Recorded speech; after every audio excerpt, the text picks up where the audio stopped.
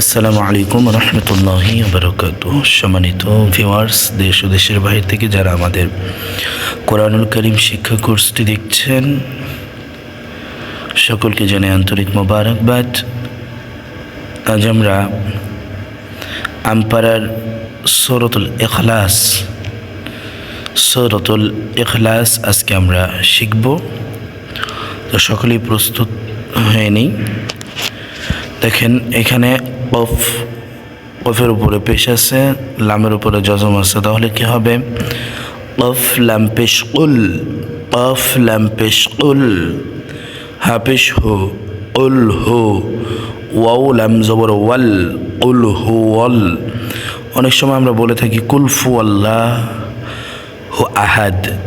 এরকম যদি আমরা বলি কুল ফু আল্লাহ আহাদ, তাহলে এর অর্থের অনেক বড় বিঘ্নতা ঘটবে।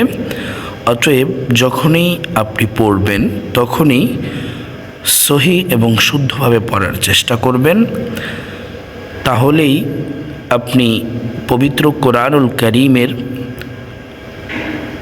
পূর্ণাঙ্গ সওয়াব অর্জন করতে পারবেন, আর আপনার দ্বারা পবিত্র কোরআনুল কারীমের কোনো অর্থের বিঘ্ন ঘটবে না। অতএব যারা দেখছেন, আমি আবারও বলছি, অত্যন্ত মনোযোগ সহকারে আপনারা পড়ুন, মনোযোগ সহকারে আপনারা দেখুন, মনোযোগ সহকারে আপনারা শিখুন। কফলাম পেশ কুল, হা পেশ হু, উল হু, ওয়াউলাম জবর ওয়াল, উল হু ওয়াল, লাম খারা জবর ল, উল হু আল্লাহ, হা পেশ হু, উল হু আল্লাহ, হামজা জবর আহা জবর হা, আহা, দাল দুই পেশ দুন, আহাদ, উল হু আল্লাহ আহাদ, হামজা লাম জবর আল, লাম খারা জবর ল, আল্লাহ, সদ পেশ হুস, আল্লাহ, সদ জবর স, মিম জবর মা, সমা, দাল পেশ দু, সমাদ, আল্লাহ সমাদ, লাম মিম জবর লাম, ইয়া জবর ইয়া, লাম দাল জের লিদ, লাম ইয়ালিদ, ওয়াও জবর ওয়া, লাম মিম জবর লাম, ওয়ালাম, ইয়া ওয়াও পেশ ইউ, ওয়ালাম ইউ, লাম দাল জবর লাদ, ওয়ালাম ইউলাদ, লাম ইয়ালিদ, ওয়ালাম ইউলাদ।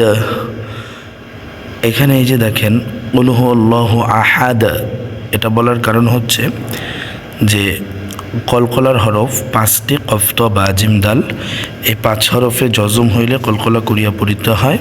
কলকলা দুই প্রকার, একটা হলো কলকলায় কুবর আর একটা হলো কলকলায় সুগর। কলকলায় কুবর হলো এই যে লাম ইয়ালিদ, লিদ, লাম দাল জের লিদ, তারপরে যদি আয়াত না থাকে তাহলে সেটা হলো কলকলায়ে কুবর সুগর, আর যদি শেষে আয়াত থাকে তাহলে এটাকে বলা হয় কলকলায়ে কুবর। তো কুবরটা একটু কম্পন বেশি হবে, সুগরটার কম্পন একটু কম হবে। তাহলে কী হবে? লাম ইয়ালিদ ওয়ালাম ইউলাদ, ওয়াও জবর ওয়া, লাম মিম জবর লাম, ওয়ালাম, ইয়া জবর ইয়া, ওয়ালাম ইয়া, কাফ লাম পেশ কুল, লাম জবর লা, কুল্লা। এখানে দেখেন নুন এবং লাম দুটোটা আছে, কিন্তু কাফ লামকে ধরলো কেন? মনে রাখতে হবে যে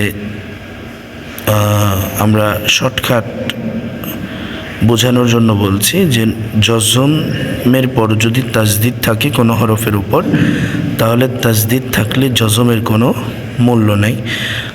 তো সেজন্য এই পেশ তাজদিদকে ধরবে, তাজদিদ ওলা হরফকে ধরবে। তাহলে কাফ লাম পেশ কুল, অলাম ইয়াকুল, লাম জবর লা, অলাম ইয়াকুল্লা, হা উল্টা পেশ হু, অলাম ইয়াকুল্লাহু, কাফ পেশ কুফ, হা পেশ ফু, কুফু, ওয়াও আলিফ দুই জবর ওয়ান, কুফুয়ান, হামজা জবর আহ, হা জবর হা, আহা, দাল দুই পেশ দুন, আহাদ, ওয়ালাম ইয়াকুল্লাহু কুফুয়ান আহাদ, ولم يكن له كفوا أحد. بسم الله الرحمن الرحيم.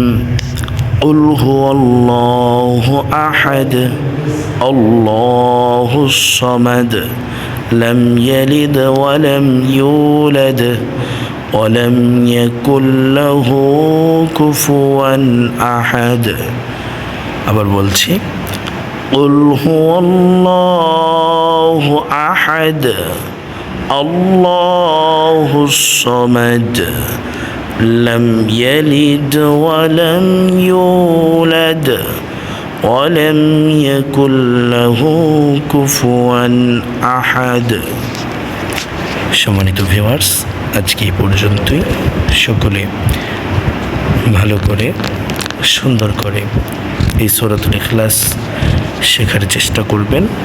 আল্লাহ পাক আমাদের সকলকে বোঝা মানার তৌফিক দান করুক। সকলে বলি আমিন। ওয়া আখিরু দাওয়ানা আলহামদুলিল্লাহি রাব্বিল আলামিন। আসসালামু আলাইকুম ওয়া রাহমাতুল্লাহি ওয়া বারাকাতুহু।